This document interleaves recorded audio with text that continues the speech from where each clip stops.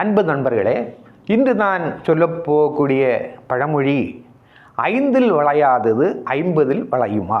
சிறு வயதில் மனிதனின் மனதும் உடலும் எதையும் ஏற்றுக்கொள்ளும் தன்மை வாய்ந்ததாக இருக்கிறது, வளையும் தன்மை வாய்ந்ததாகிறது.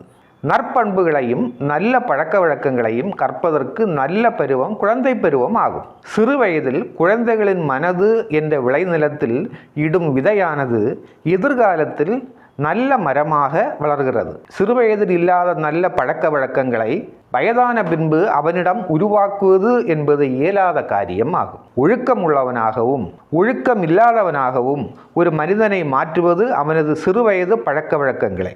எனவே பெற்றோர்கள் குழந்தைகளை வளர்க்கும் போது அவர்களை நன்கு உன்னிப்பாக கவனிக்க வேண்டும். நற்பழக்க வழக்கங்களை அவனிடம் உருவாக்கினால் அவன் எதிர்காலத்தில் நல்ல மனிதனாக வருவான். சிறு வயதில் கிடைக்க வேண்டிய திறமைகளை அப்போதிருந்தே வளர்க்க வேண்டும். பின்னர் வயதான காலத்தில் அவற்றை உருவாக்க முடியாது என்பதை விளக்கவே இந்த மரபுத்தொடர் காலாகாலமாக வழங்கி வருகிறது.